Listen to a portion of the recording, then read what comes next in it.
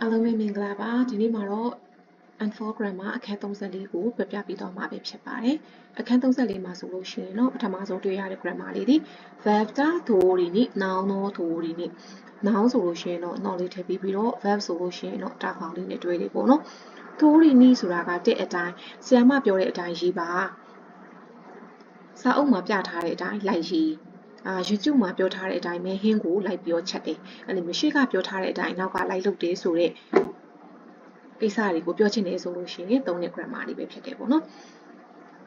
母に習った通りに作りましたအမေစီကနေပြီးတော့တင်းတဲ့အတိုင်းပဲဥမာငါဟင်းချက်ခဲ့တယ်ငါလုပ်ခဲ့တယ်ပေါ့နော်先生が言った通りに机を並べましたဆရာပြောတဲ့အတိုင်းပဲငါစပွဲတွေကိုစီခဲ့တယ်線の通りに紙を切ってください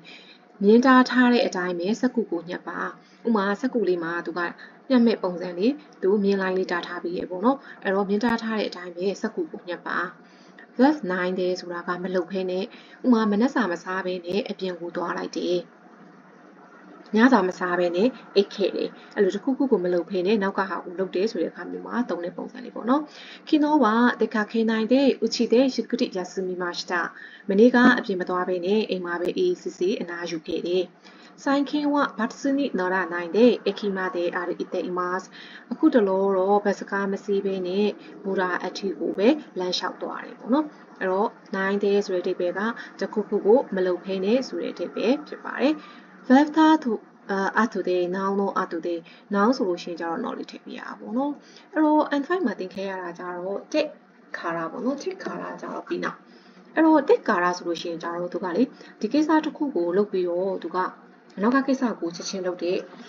လှုပ်ဆောင်မှုလို့เนาะလှုပ်ဆောင်မှုကြတော့ကျွန်တော်ပို့ပြီးအသားပြီးရဲ့ပုံစံလေးဖြစ်ပြီးတော့ထခင်းနဲ့အတူတဲ့ကကြတော့ပြီးနောက်ပေါ့เนาะတစ်ကာလာကြတော့ပြီးမှဆိုပြောတဲ့အဓိပ္ပာယ်ပြန်ပြီးရတယ်ထအတူတဲ့ဆိုရင်တော့ပြီးနောက်ဒါလုပ်ပြီးမှဒါကိုလုပ်မယ်ဆိုပြီးတော့သူအကြားထဲမှာအချိန်လေးချားပြီးတော့မှသူကလုပ်လို့ရတယ်ပေါ့เนาะ after အတူတဲ့ကကြတော့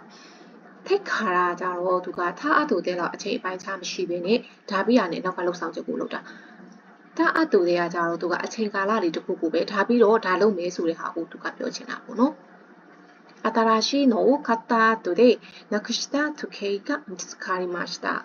အတစ်တစ်ခုကိုဝယ်ပြီးတော့မှပဲပျောက်သွားတဲ့နိုင်ကိုရှာတွေ့ခဲ့တယ်။ဥမာသူနိုင်အစ်စ်ကိုဝယ်လိုက်တယ်ဒီနေ့။ဒါပေမဲ့ဒီနေ့ရှာတွေ့တာမျိုးမဟုတ်ဘူး။နှစ်ဖြန်မှာပဲအဲ့နိုင်ကိုသူကပြန်တွေ့တာ။説明が終わった後で質問してください။ရှင်းပြချက်ပြီးတဲ့နောက်မှာမေးခွန်းပေးပါ။ဆိုတော့ဆရာမရှင်းပြပြီးတဲ့အခါမှာကိုကပြန်ကြည့်မယ်။ဘာနားမလဲလဲဆိုတာပြီးရင်မေးခွန်းလေးမေးတယ်ပေါ့နော်။ဒီပုံစံလေးပဲဖြစ်ပါတယ်အဲ့တော့အခန်း34ရဲ့ grammar လေးကိုပြန်ပြီးပြပြရမယ်ဆိုရင်ထထိုးဒီနိ noun တော့ထိုးဒီနိရှေ့ကလုပ်တဲ့အတိုင်းပဲအနောက်ကလုပ်မယ်နိုင်တဲ့တခုခုကိုမလုပ်ဖဲနဲ့အနောက်ကအရာကိုလုပ်တယ်ထအတူတဲ့ noun တော့အတူတဲ့ပြီးနောက်တခုလုပ်ပြီးနောက်ဟာကိုလုပ်တယ်ဆိုတဲ့ပုံစံမျိုးမှာသုံးတဲ့ grammar လေးပဲဖြစ်ပါတယ်နားမလည်တာရှိလို့ရှိရင် comment မှာမေးခဲ့လို့ရပါတယ်